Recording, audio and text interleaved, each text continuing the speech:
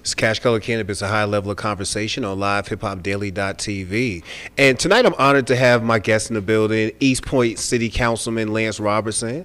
How are you doing today, sir? Ashe, brother, how are you? Ashe. You so smooth though. I mean, your introduction is so smooth. I've been waiting for this. Let me tell you. You know what's funny? I had a whole nother funny story, but you already introduced me to a funnier story before we even started. This isn't your first time in this building. No, years ago, I'm an OG. Years ago, in the late 80s. Late 80s. I'm an OG. Yeah. I had the Valentine's party here. My name was Lance Romance at that time, and I had a romance Valentine party. I was in Castleberry Hills putting this on the spot. The party was dead, but the romance kicked in that night, so I had a good time. But I remember this building right here. This is the exact spot. So also we got Lance Romance with me tonight. Now, again, that was in college. Okay, I'm a grown man now, so I passed that torch on. What college you went to? I started at the University of Houston. I went to school in Texas, and finished up at school at Lamar, actually in Beaumont. So yes. Oh, so you from Texas? My college roots are there. But I've been here since the 5th grade. Okay. So my family's family is from an area called Peopletown in Summerhill. Okay. Yeah. I live in Peopletown now, right now. Oh, really? I sure do. Okay, well, I should actually choose what park to be specific, but yeah, I absolutely. My grandmother came from 140 Fulton Street, went to Washington High School, graduated in 1922. Let me tell you something. I ain't gonna get into my whole entire life, but that neighborhood looks extremely different now. I don't know if you've been around lately, but yeah, from the new developments we have, from the apartment complexes, the townhouses that's being built now in the corner of Hank Aaron and Milton right now. That whole neighborhood looks. I actually had a house down there also in my adult life, so I lived on Love Street. Yep. Right there, right across the Cheney Stadium. That big yellow canary house was mine once upon a time. Wow, that whole neighborhood's changed. Summerhill, I actually like Summerhill Village, where all the eateries are. Listen, I said eateries. the eateries are clearly the eateries. But yeah, I love the neighborhood. I'm now a resident of Peoplestown. But let me get back into the interview. No problem. You are hilarious already. You're good. So, Lance, I was going to say the first time I met you actually was in Las Vegas. It was last year. No, it was the year before last. Was it the year before last? Yeah. It put our time in. Yes, it was the year before last. Because last year, matter of fact, I know for a fact it was the year before last because this year I got a hotel room. Tell the story. This year I got a hotel room. So when I first met you, we were it was MJ Biz the year before last, and I was going, and shout out to my man Coach, shout out to Hollywood and everybody. Coach. It was almost like an Atlanta mob out, how we all went down there. But I was only planning for staying for a grand total of 24 hours. So I was like, I don't necessarily need to get a hotel room. Coach said we got an Airbnb. Come crash on the couch. Coach. Yeah. By the time I get there, kicking in, and I finally unwind, more people come in.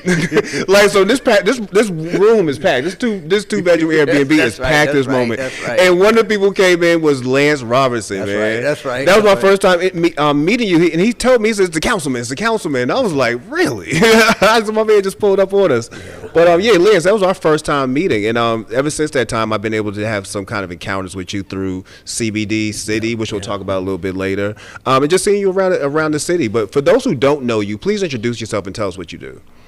Well, first of all, I'm going to bring you greetings on behalf of the Summerhill native part of me, the Terrell family, Maddie Peters Terrell. That was my grandmother, so I carry that lineage with me. And Nate Robertson, my dad, who's in heaven. But we move in a family aspect. So my name, again, is Lance Robertson. I serve as the city councilman for the city of East Point. Before that, I ran a nonprofit called the National Black and Latino Council, building the largest network of Hispanics, Latinos, and African Americans, second to none in America, with over 6,000 members in 7 different states. And I did that for about 15 years. By way of in government. I was chief of staff as well in DeKalb County, worked for Congress, a lady named Cynthia McKinney. Again, I'm an OG, first congresswoman, and I also work for the Department of Commerce. So I've been in government for quite some time. Man. Yeah, I'm been in that space. What got you into government? Like, what got you into want to work in that kind of space? Well, actually where I am right now in my store. Yeah. My mom moved back from Boston about 45 years ago. Oh, I'm a Boston native, man. There you go. Yeah. There you go. Beantown. Beantown, Mattapan, baby. Yeah, Mattapan Square. Yes, sir. Yeah, Yes, sir. Yeah. By way of Dorchester. Yes, sir, man. Yeah, on Blue Hills Ave. Yes, sir. Yeah. So when she came back, her first job was actually right across the street from where my business is. Her address was 2289 Cascade. My address is 2286. When she first started working there, when she moved back, she met a dentist named Dr. Walter Young. Dr. Walter Young has a brother named Andy Young. At that time, he asked my mom to volunteer on the campaign, and she brought me. The first time, because I came from Boston, which was lily white, the first time I saw a black man on a poster with a big afro and it said, "Think Young," that was my first look or glean into a black person in politics. 45 years later, I come back as a businessman in that very same community, right across from where my mom had her first job. So I'm truly living my purpose. Yeah. My history and lineage is long, but it's basically, in my DNA is serving the community and also saving our planet. That's interesting, man. So you had a chance to see Andy Young. and as a matter of fact, Ambassador Young now comes into the store, and I provide him his holistic health care. I did see him on your Instagram. Yeah. Wow, you talking about full circle moment. Full circle. So in reference to Ambassador Young, he used to pull up, and I used to have to come to him in his car and bring him product, okay? So he would never get out of his car. And then his wife would come in, and I would get product for her. So last time, because he's been using the product on his knees, he walked in the store, and we spent a good half an hour together having conversations. Have you ever told him that story? I did. Wow. I did. And that's why I think it resonated maybe the second or third time I told him. It takes a while, it has to be repeated. And he gets it now. He's like, yes, yeah. So we take care of a lot of people, but I'm honored that he entrusted in me to provide holistic healthcare advice.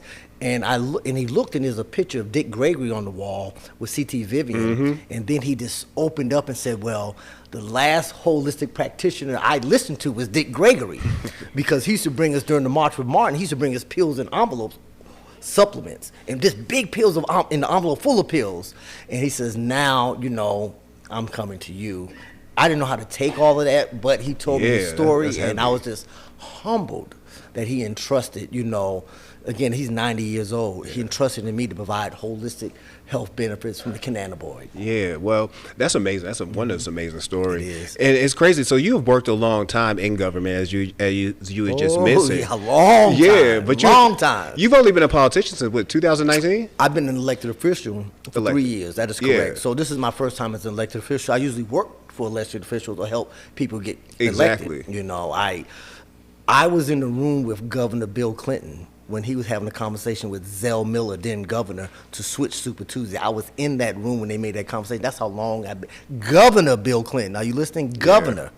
So I've been around the space a long time. Man, that's crazy. So you went from helping people get elected and working on the behind the scenes to actually running for office. What was it like running for something in 2019, especially when it wasn't like you was by yourself? Like, it was actually a couple other people in the race with you. Well, it's a funny story that I was already transitioning out of the National Black Latino Council, and I realized I wanted to go deep in the hemp industry as a vertically integrated business owner.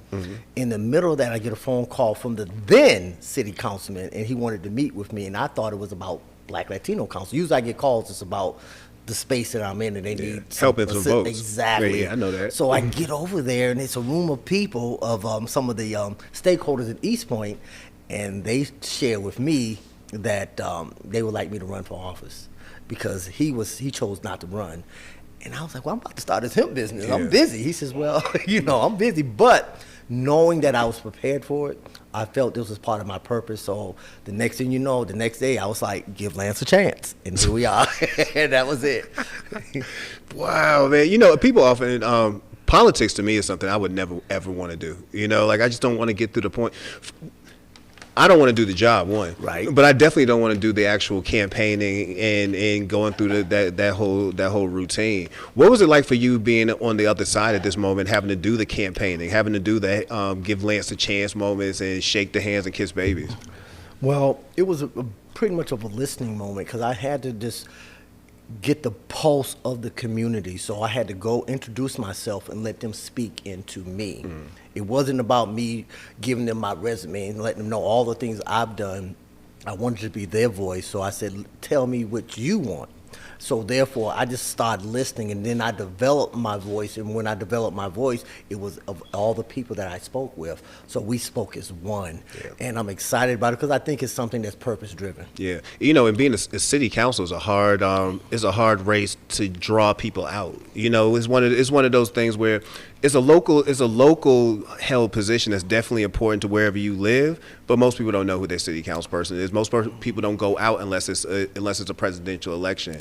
How hard was it to draw people out in such a, you know, for East Point just to come out for this particular race? It was hard, but if you know me, when I get focused, I get laser focused. So every morning I was on every other corner, waving, talking to people, and then after that I spent 2-3 hours walking and knocking on doors, then doing phone calls. I kind of energize. I bring a certain level of energy in my space, just like you, and I bring it, so I just try to electrify the district and let them know that if you give Lance a chance, I won't let you down, and I'm happy they did. Man, I hated door knocking. I used to work for New Georgia Project for a little while. Yeah. And shout out to Insay Ufai. Insay's a homie. I love Insay. Yeah. I love everything they did, but even volunteering, I used to hate doing that, bro.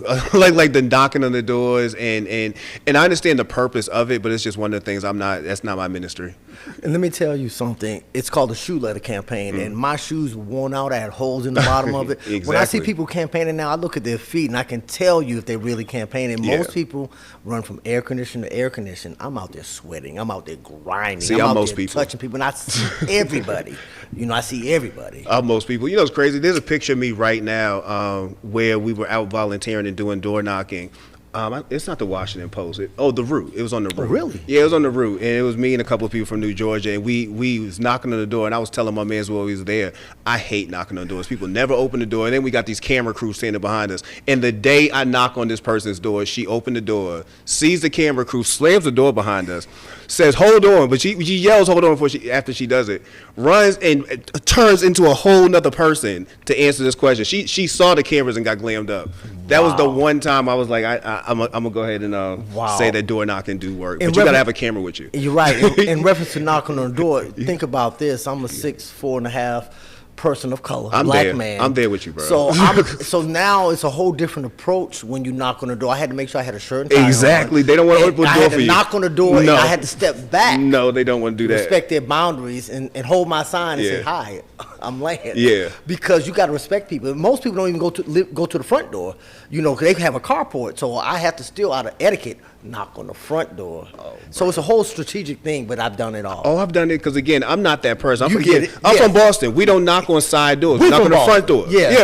Front door. Yeah. That's a side door. This is a side door culture down here. Scared the hell out of me because I'm like, if I knock on this door, you're going to shoot me. Yes, you know what I'm saying? That's my first thought. I feel like this is your right. personal space right here. Not like exactly your front door ain't, but this is real personal. That's exactly right. It's a different level, man. Like I said, I've done it before, and my mother to this moment volunteers in Boston. So really, yeah, that's another thing that's like how you had mentioned. It's just in your blood. It's been in us forever. Wow. Yeah. My mom to this day, like in my household, my mother's a Democrat. My father, rest in peace, was a Republican. Like I watched my father vote for Reagan twice.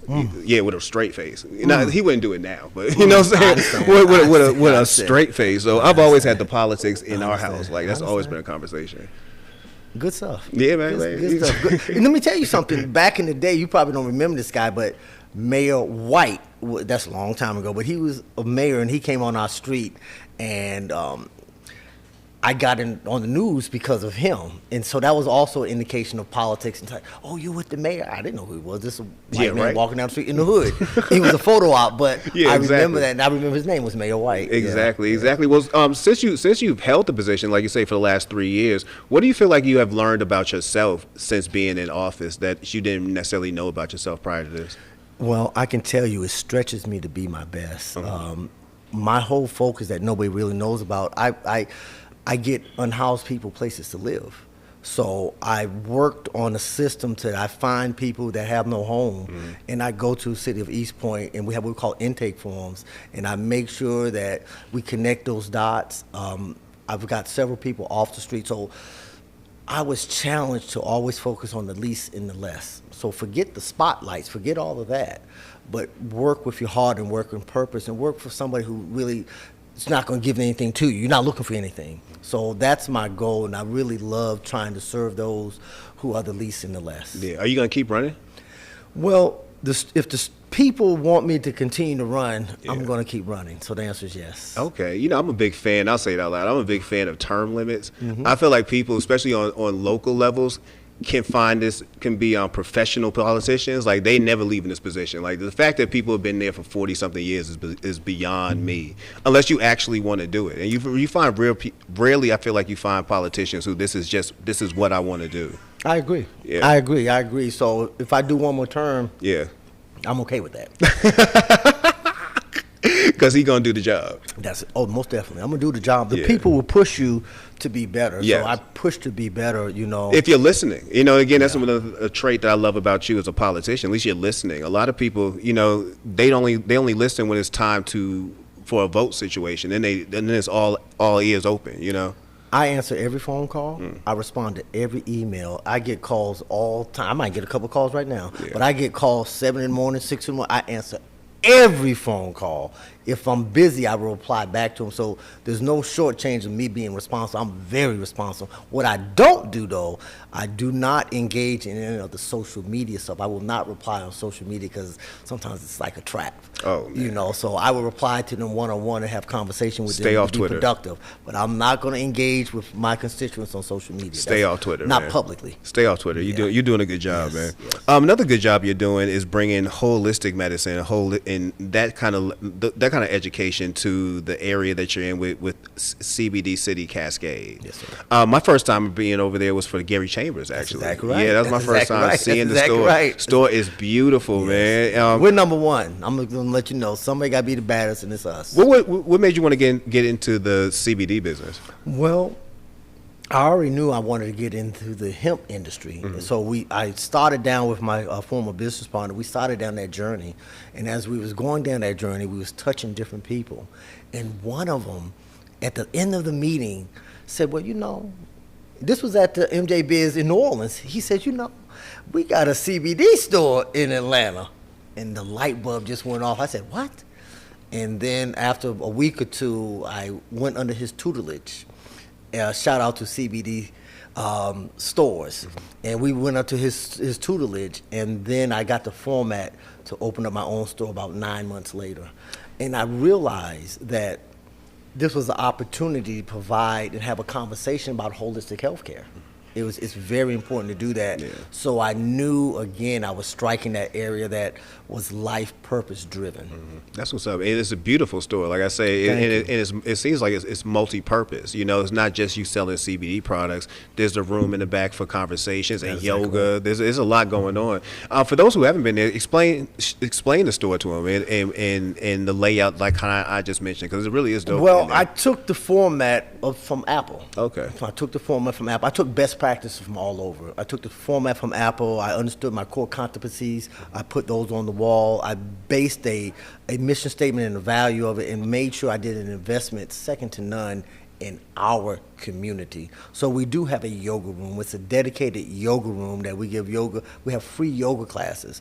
I brought on a yoga instructor from Spelman. She graduated from Spelman. I keep connecting with our young people because that's tomorrow for us. So we do the yoga in there. We have classes in there. We have different conversations as well as like a community room. Our first activity in that room was for the Sickle Cell Anemia Foundation. We raised close to $1,000 for them. Sickle Cell Anemia of Georgia is right across the street from us, and they've been there for 50 years. I'm a new store owner. I've been there 3 months. I recognized them and did a fundraiser for them. I need to tap in with you about that. I've been trying to get somebody with Sickle Cell Georgia on the show for 3 years now and haven't got no chance. Done. We can handle that. We can handle that. See, this is why you be friends with politicians. You know what I'm saying? This right here is why you be friends with politicians. You continue to serve the people. Yes, exactly continue to serve the people. That's exactly you know, right. and speaking of serving the people, I thought it was very telling that Andrew Young came to you for cream for his knee, like for when it came to his knee problems. I thought it was very telling because he's part of an older generation. Like my mother's part of that generation where if I mention, even to this day, she's super proud of the podcast. She's very proud of what her son's doing, but she's never in her mind. And this is somebody who lives in Boston, totally legal state. Ain't taking CBD, ain't taking THC, nothing. Like it's a massive drug. That's all she knows about. How hard was it to sell the concept of CBD as a means of health recovery for medical purposes, things like that, to a generation that came up with the beyond just say no? They came up with this is 100% a drug. First of all, I had to educate me and my staff. We had to be educated. We took a class from the Atlanta Cannabis Science course. Shout out to Dr. Henderson. I was about to say, yeah, shout out to them, man. Yeah. I mean, we took that class, and I make people in my space who work for me take that class. And I also recommend that for everyone in other CBD stores, our peers. I said, have your employees take this class. You want to be educated so you can converse with them correctly when they come into you. Ask you about certain things, because I wear the swag like I'm a doctor, but I'm not a doctor, and I never try to be a doctor. But keep in mind, we want to be able to provide a conversation so when people want to have holistic healthcare options.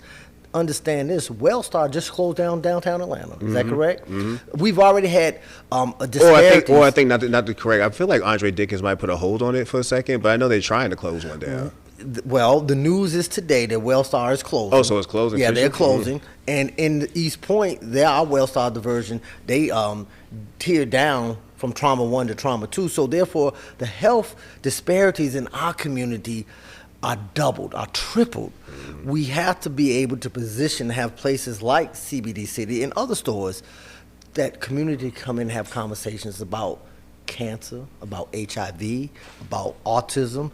I get all type of conversations. Construction workers, you name it, they're coming in here trying to figure out how to heal their body. Yeah. And we're happy to be in a place that they can converse like that and provide top tier products for them. Yeah, and I saw, again, when I was there for the Gary Chambers event, I saw you actually speaking to a customer, and it was similar to that. Like, it was this really in-depth conversation. I wasn't even sure if the person bought anything, but I know that y'all had I know y'all had this whole conversation. What are the type of conversations that you do have when you come into the store? Like, as far as from the locals who do stay in the neighborhood, like, what are some of the biggest questions they have?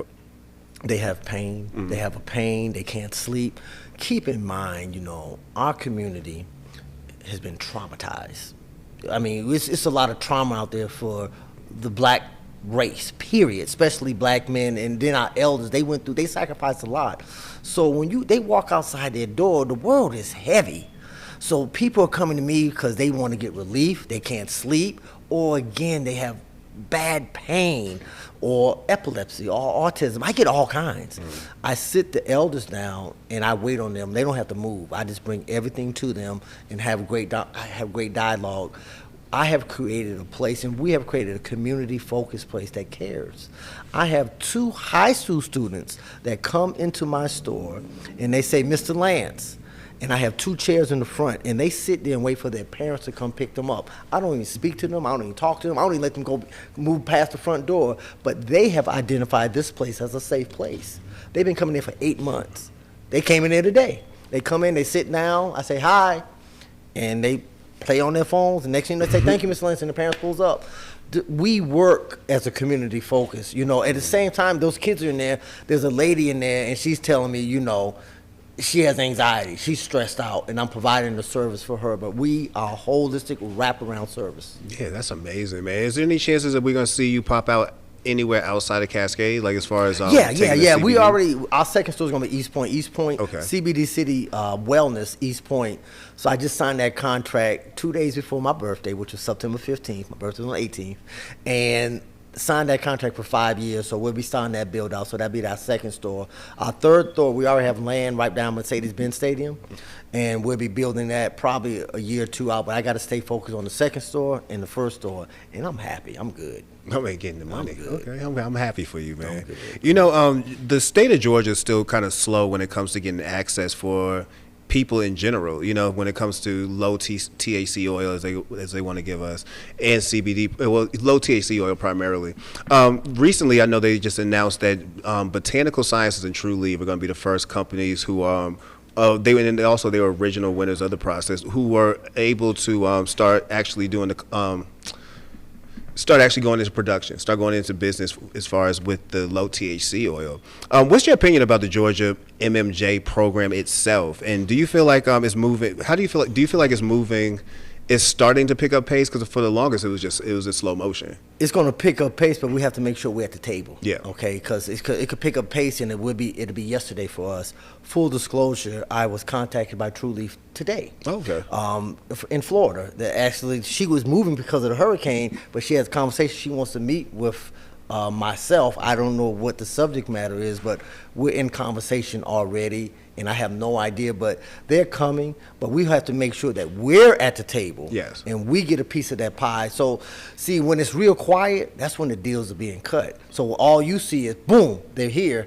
But all that quiet time, they was making those deals. Mm-hmm. We have to make sure that we are at the table for our equity share, and that's why we're doing some of the events that we'll be talking about later. I love that answer, man. I love that answer. Let's speak about the event, man, because I'm gonna actually be there myself. You're gonna get me about. You're gonna be working now. Yeah, man. I mean, we're gonna be working, but I brought you some treats, so I want you to make sure you get your treats. And I got your CBD water right here. Yes, he did. Make sure you got that, and make sure you eat some of this popcorn. It's good. Boy, you've been killing that popcorn. It's good. It's good. It's good. Do you know I have parents coming to the store, because some children have a different mindset. They're wild and rambunctious. A parent says, I've been giving my son I mix it up in his popcorn, some other popcorn, cheddar cheese, and it calms him down and it makes his butt go to sleep. Parents ain't no joke. Yeah. So she told her girlfriend. So I have two mothers that come here and buy the popcorn for their children, because those children are a little more rambunctious. They got to slow down a little bit. But it's a holistic health option also for that. Boy, come get this popcorn. But the Hateville Hemp Festival is coming up this weekend. And it's the inaugural. I love how you put the inaugural, not first. That's exactly right. That's right. That's exactly right. But it's the inaugural Hateville Hemp Festival. And I remember when you reached out to me about it, and you was telling me about it. It was still kind of, I believe, in the infancy stages. It was. But I was definitely down to help out, because I know how you are out here. Speak to us about the event and what made you want to bring this to life. I've had this idea before 2020, so I waited a year and a half, and I wanted to do Hateville because, from a marketing standpoint, Hateville Hemp Festival, it just sounded cool, So I was stuck on Hateville. But what I did early on is created a placeholder. We know there's a lot of different groups out here, but I created a placeholder called the Hemp Minority Alliance. It was just a placeholder, so it would be a safe place for other CBD store owners, black and brown, manufacturers, hemp farmers, that they can come and share their brand, their platform, so it won't be under this CBD city. So Hemp Minority Alliance is that umbrella that we all can come, share our platforms, and have a conversation, and unite and build, and then strategize on our equity share. The Hemp Minority Alliance has a 5-state regional strategy: Georgia, Alabama, Tennessee, South Carolina, and North Carolina. We've had to reach out to all the black and brown CBD owners in that space and farmers, and invite them to the alliance and invite this to this activity. So it's very strategic how we're making this communication, and it's working. It's actually working. The unity is coming together. I mean, in this space, I have noticed there's no haters. It's everyone. It's like a love fest. We are supporting each other. And you do a great job, especially in this particular platform. You showcase and you highlight and you introduce people to your audience. So I thank you for that. Hey, it's no problem, man. I appreciate you for introducing the event, Hateville Hemp Festival. Speak to us about some of the people who are going to be involved, not from the brand standpoint, but some of the speakers, and that people could come. Well, I have to do a shout out to our honorary chairs, Brother Big Gip. And Brother Reginald Reese of Green Toe Farms. Those are the honorary co-chairs. And Reggie, man. Yeah, and that's us bringing unity together. Yeah. I wanted to make sure that the three, I call the big three CBD store owners, come out unified as we make this move and build all our stakeholders together and unite them all together. But more importantly, our focus is health and wellness. Our focus is on the cannabinoid. So what we are doing, we have great partnerships now with the Morehouse School of Medicine, the lady who runs the Dr. Satcher Institution, the Morehouse School of Medicine, who writes the programs in cannabis and all the policies. Now we're having conversations with Morehouse School of Medicine to do case studies, because that's very important. Yes. We have a professor from University of Miami that's coming down. She's a cannabis and epidemiologist. So we're bringing in professionals to have conversations about health and wellness. Our dedicated nonprofit of choice for our social cause is Special Needs Siblings. So that's for autism. They're going to be talking a lot about autism. I've ordered over 50 books about in cancer, diabetes, health and wellness for CBD and healing. Books to sell out there, because we want to educate our community in this particular space. It's very important that we educate our community on the benefits of this holistic health care. Yeah, I love that, man. So, big Gip, shout out to Gip, shout out to Reed. Shout out to Reed. I love how you said the big three, the pillars are going to come together in support of this event. But there's also going to be, I know some other people are going to be involved or may possibly pop up. I'm definitely going to be there. Oh, you're going to be there. Yeah, you're going to be on the mic. You're going to hold it down for me. Okay, yeah, I hope so that you make that work. Now, what we also did, we've been identified by a group called SMART, Students Marijuana Alliance Research Transparency. That's all the black HBCUs, 11 of them. They have started cannabis hubs. So they're having conversations and bringing conversations about this space in this industry. That's amazing. Yeah, so, and actually the young lady who's heading it up was one of my interns from Spelman. So now she's plugging me into that. They're part of our volunteers. They're part of our future messaging and things like that. So we're having a very holistic approach of having the young people, the people in the medical industry, people in our industry, and our stakeholders come together. And that's the important part, and focus on holistic health and wellness. There's always a stigma of, people want to feel good, they want to be relaxed, but the holistic benefits are where my focus is in this particular space. I'm impressed, man. I can't wait to get out there myself. When is it it's taking place this Saturday. For what times? Well, let me share this with you. Sure. We have 3 award winners. So our Chakra Award goes to Deeqa Gates. Yeah. So she's coming down and she's getting our Chakra Award. We have our Black Seed Hemp Award, which goes to Rowdy Wellness and 420 Access Suites. Oh, Dallas Austin. Yes, Suites 420 Access. Yeah. That company, as you're familiar with, it funds black people who want to start in the cannabis business. So that's why he's getting the Black Seed Award, because he funds people in this business. He plants that seed so they can grow in this. This is a legacy play. This play right here that we're doing is really not for us. It's for our kids. So we have to be strategic in the moves that we're making. And then our last award goes to Mike Tyson, who will not be there. But he's getting an award. He's going to be in Germany. But let me tell you what we did for Mike Tyson. Yeah. We created an award called the Pharrell Scott Award. Pharrell Scott was the gentleman who was locked up for life for getting caught with cannabis, marijuana. He got locked up for life, and believe it or not, the last day of Trump, he pardoned him. So Pharrell Scott is free. So this is the Pharrell Scott Freedom Award. And Pharrell Scott will be here. He's driving down from Dallas. Really? Yes, I'd love to meet him. One of Mike Tyson's representatives, and that's to be announced. So we're working on something really big on that behalf. But Mike Tyson won't be here. He will not be here, but we've talked to his team. They know we are here. We know they're giving an award for him. So that's part of the conversation that is still working, even though he's not coming. Yeah. But now we know who we all know about each other. We got access. Yeah. That's a dope event. Shout out to Ryan, by the way, who works with Mike Tyson. That's a dope event, man. So when does it start off? Like, what's the time? Well, it starts off from 11 to 7, okay. And we have a hemp lounge. We got a lounge in there. This is just very sexy, very cool. We have infused food in there. We have a phenomenal DJ in this particular space, and we're just gonna be rocking and rolling and spreading good love and holistic healthcare conversations and education. Solid, man. Is it free or what's the ticket? This event is free. We do have a VIP lounge, and I think that's sold up, but the event is free. This is a public park for Hateville. We can't charge, and we don't want to charge. Oh, okay. Right now, let me tell you, though, we have over 800 people that have registered and got tickets. Good. So if you just cut that in half, we're gonna have a solid 400+ people. Yeah, if you get know. 15% of that, that's still a good. We're in good shape. Yeah. We have over 30 vendors. We are in good shape. We also identified a bank called West Town Bank. They have a special program for hemp business owners that they will get a bank account. Then they have a cannabis program. West Town Bank are now partnering with us to start that conversation so we can help people in our community get bank accounts legally in the right way for those who choose to do so in this particular space. Man, it sounds like an amazing event. Thank you for allowing me to be part of it. Oh, no doubt. We have to have the taste-making influencer. I mean, we respect your platform and your grind, okay?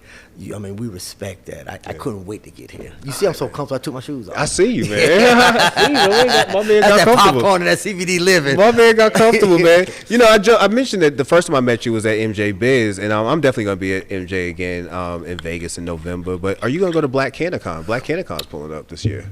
I have no plans at this moment to be going to it. I am aware of it. As you know, there's so much good information, but as soon as I shut down the hemp festival, I have to start my build out for my store. And if you don't mind me saying, as a Black City Councilman, I also, we just formed a group called the Black City Councilmen of Georgia. So I have about 40 cities in Georgia with Black City Councilmen, and we're gonna do our debut on the 23rd. So I'm coming with this hemp festival in this particular space, and then I'm pivoting and we're doing that. So right now my time is somewhat laser focused on making sure I get my store open, and I have these two major events in both of my spaces. You got stuff happening. I got stuff happening. Now, you know what I have for you, and I did not bring? What? You know we have our own hemp sustainable apparel line. Yes, I saw that. Yeah, I saw the shirts when I was in the store. And I looked at the shirt to bring it tonight to present it to you, but I wanted to wait to probably do it at the Saturday. I'm a at medium. The event. Say it again? I'm a medium if you want. That's good information. That's good information. But that hemp apparel line is really special, and I'm going to share that with you so we can continue to also produce apparel in hemp, because that's where the other play is. Apparel, bricks. Shout out to man. It's a lot you could do. Fiber, all of that. Yeah. I mean, as you know, Nike right now are doing their sneakers in hemp fiber. They're testing out in Europe. Levi's are doing their jeans now in hemp fiber. BMW's doing their dashboard in hemp fiber. So the real other play is in that fiber. This hemp plant is so sustainable. It has so many applications. It's phenomenal. And then the health benefits with the cannabinoid is just a cherry on the top. This is the space I'm going to be in until the end. Are you comfortable in the city council position? Do we see you possibly running for any other positions? Well, I am very happy serving Ward A. There's conversations in the streets, and all I want to do is focus on today. Because if I start looking further down the road, I will trip myself up. And I'm too tall, and I weigh a little bit too much to trip myself up. So I take strategic steps. So the answer is I'm going to continue to serve in this position today, but there is conversation in the streets. Okay, man. What have you been most proud of when it comes to CBD City at Cascade? What have you been most proud of about opening the store? Connecting with the people. I mean, when I first opened up, keep in mind we had 2020, right? So I had the lease in 2019. We got stuck with 2020. So for that whole year, my space was empty. But the only thing that was open was Big Daddy's. So when I came out of COVID, there are 3 or 4 unhoused people sitting in front of the store because why? Their only lifeline is to get somebody from Big Box to buy them a plate. So I had to have a very unique approach because they think I'm coming on their territory. I said, how can I get them to move? Because I'm trying to open my business, but also respect them. So my approach of building community, I got them haircuts, gave them little type of jobs that they can do, develop a rapport with them because I see everybody. So I had to start from the ground up with community and respect them. I just had a conversation with him tonight. Mike, I'm leaving. Boom, boom, boom. Leave that lady alone. Let her walk to the car. I mean, I chastise him just like that because they know it's love. He comes back. I give him a beer. I got a 6-pack in the back. I just buy for them. Hey, you want a beer? Boom. And so they know I give them tough love. So when I chastise them, they know this comes from a place. That same gentleman, when his mother came to pick him up, he came in the store and said, I want you to meet my mother. And the mother said, here's my phone number. Mike talks about you. If you ever need me, let me know. That's community. I built up a community relationship with them, so they will also respect me in my life. My windows won't be busted the next day, because it's respect. One time my car broke down, and I had to come back the next day. I came back. One of the unhoused people had set a chair near my car to watch it all night. That's nothing but love. That's nothing but love. I see them all, and I take care of them all, but I'm tough. I cleaned my whole block. They're not out there no more. The whole neighborhood said, that's Mr. Lance, he's our OG, and I have built up a level of respect for community. And there's a whole another etch of pride there, because we all need each other. Yes. We all need each other. We don't think can I use some profanity? Oh, please. Don't think your shit don't stink, yeah. Okay? Just don't think it, because it does. And we all need each other. So I understand that. That's the glue to us as black people surviving. Keep in mind, there's a saying, when you just see somebody of color, you go, you don't even know them, but there's a kindred spirit there. And that kindred spirit has been going on for years and years, and it's embedded in me that I see everybody and respect everybody. Councilman Robertson, I appreciate you coming through tonight. You're definitely planting a lot of amazing seeds, and hopefully I see them all sprout up this Saturday at the inaugural Hapeville Hemp Festival. Definitely come out and support this. I brother. have to give a shout out to Pink Plains, Miss Lucky Star. She has been the backbone of this initiative. It was her idea to bring in Deacon Gates. I let her drive that car because, again, we all need each other. And you got to respect boundaries. Don't overstep. Don't try to micromanage everybody. Give people the breath so their creativity can grow. Yeah. And that's what we have to do. We can't suffocate these young, bright minds out here. Let them breathe. And that's what I do. My man, appreciate you coming through tonight, and this is your first time, but hopefully not your last time on Cash Color Cannabis. No, I feel great. Thank you so much. Peace and love, brother. Keep doing what you're doing. No problem, man. You know what I love? Clearly the vibe of him doing his first party hit him when he got in here, and he's been bobbing ever since he walked in the building, man. I appreciate you. Again, this is Cash Color Cannabis. This is a high level of conversation, and we're on livehip-hopdaily.tv. And keep loving each other. Yes.